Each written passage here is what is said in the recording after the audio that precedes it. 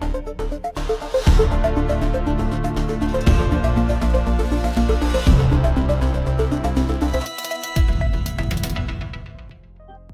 everyone, and today we are going to talk about two companies that look well positioned for future growth based on their recent findings.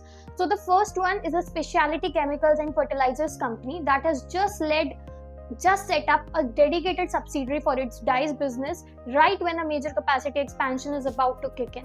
And the second one is a leading pipe manufacturer that has bagged a huge export order, significantly boosting its order book and near-term visibility.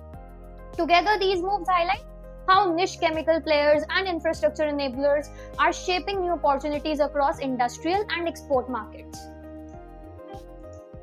I'm Saijal, Equity Research Analyst at Desvelado Advisory, and welcome to another episode of Noisemaker, where we keep things simple and talk about companies that may not always come in the spotlight but have a strong potential for future. And today, we'll be talking about two companies that are making solid progress in their business, and if current trends continue, they might keep growing even further. But before that, let's have a quick look at the disclaimer. So, any discussion, facts, or writings provided here are for informational purposes only and do not constitute any buy or sell recommendation. So, please conduct your own due diligence before making any investment decision. Now, let's move to the first company, which is Shree Pushkar Chemicals and Fertilizers Limited, and it operates across chemicals and fertilizers with a strong presence in dyes and intermediates. Recently, the company announced incorporation of Dicol Color Technologies Private Limited, which is a wholly owned subsidiary that will serve as the dedicated marketing arm for its dyes business. And this move coincides with Unit 5 expansion nearing completion, expected to begin commercial production in H2 FY26, adding incremental revenue streams. At the same time, fertilizer segment is set to benefit from the reduction in GST on acids and biopesticides from 12 to 18% to 5%, lowering the input cost and improving the margins. So, Nishant, how is the company performing financially right now? Thanks, Cecil. Financially, Shree Pushkar reported rupees 806.3 crore revenue in FY25, up 11% year on year, with EBITDA of rupees 83.9 crore and margin improving to 10.4% versus 8.4% in FY24. Net profit rose sharply to rupees 58.6 crore from rupees 37.1 crore last year, supported by better realizations and tighter control. Talking about the quarterly performance, that has been steady, with Q1 FY26 revenue climbing 16% year on year to rupees 254.5 crore, reflecting resilience in both chemicals and fertilizers. That impressive, Nishant. I think if we talk about the future, so looking ahead, the company is also targeting 20% fertilizer volume growth in FY26, supported by robust demand and new market opportunities. It's also expanding into countries like Vietnam, Indonesia, Sri Lanka, Egypt to reduce the dependence on Bangladesh. And with Unit 5 set up for commissioning in FY26 and Unit 6 fertilizer expansion expected by FY27, management sees an incremental 500 to 700 crores revenue boost in the medium term, backed by 160 crores capex plan. And overall, the roadmap points to sustained top line growth and strong profitability. So, Nishant, Yeah. at the end, what do you want to say about the company? Yeah, I think if I have to sum it up, Shri Pushkar is taking a balanced approach, scaling capacity, widening its market base, and benefiting from regulatory tailwinds, with both chemicals and fertilizers contributing. The company looks well positioned for steady growth in the coming years.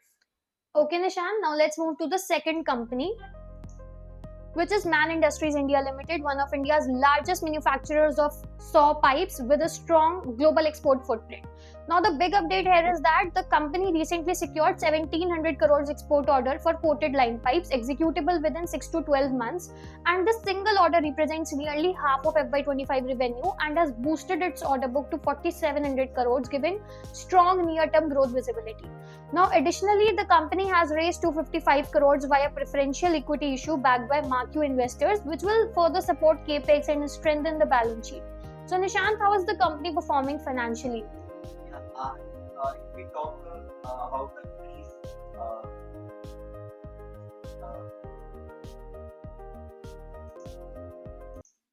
uh, I think in FY25, Man Industries delivered rupees 3,505 crore revenue, up 11.6% year on year, with EBITDA improving to rupees 353.2 crore and margins holding at 9.9%. Talking about the net profit, it rose to rupees 153.2 crore from rupees 105.1 crore in FY24, while net margins stagnant to 4.4%. Although quarterly revenues were lumpy due to project cycles, the overall earnings trend highlights healthy execution, operating leverage, and stronger export contribution.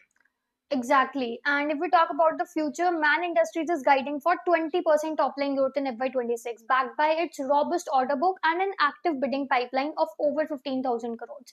Now, with exports contributing nearly 80% of the order book and capacity expansion in Saudi Arabia and Jammu on track, the company is set to further diversify the revenues as well. And an additional driver will be its real estate monetization, expected to contribute 70 to 100 crores annually from H2 FY26, providing steady inflows beyond the cyclical project business. So, at the end, Nishan, what do you want to say about the company? Yeah, I think if I have to sum up about the company, I think Man Industries has combined strong export momentum with smart diversification.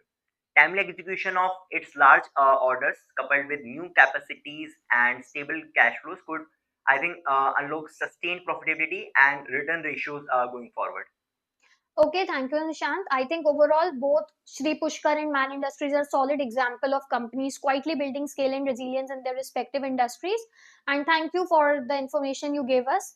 Now let's take a quick look at how some of previous picks have performed. VST Tillers Tractors Limited from 4,575.2 to 5,400, which is a gain of 18%. Deep Industries from rupees 500 to 570.9, which makes a gain of around 14.2%. Then we have Ceinsys Tech Limited from 1,843 to rupees 1,850. It is also a gain of 0.4%. Next is Acutaas Chemicals Limited from 1,177.3 to 1,421, and this makes a gain of around 20.6%. And lastly, we have Tilaknagar Industries Limited from 480.8 to 480.6, a minor decline of 0.04%. So overall, a healthy mix of gains, and we'll keep tracking them closely in the upcoming editions as well. And here is the QR through which you can access all the previous picks which we covered recently. Now let's move to the summary of today's company included in today's Noisemaker. First is Shree Pushkar Chemicals Fertilizers Limited, setting up new dyes marketing subsidiary nearly Unit 5 commissioning and targeting double-digit growth in both chemicals and fertilizers. Second, Man Industries India Limited, which bagged a massive export order, lifted its order book to 4,700 crores and is diversifying through capex expansion and real estate monetization. So that's it for today's edition of Noisemaker. If you found this breakdown informative, you can scan the QR code to read the full report, and we'll be back soon with more simple and clear market updates. Until then, stay curious, stay ahead, and stay informed.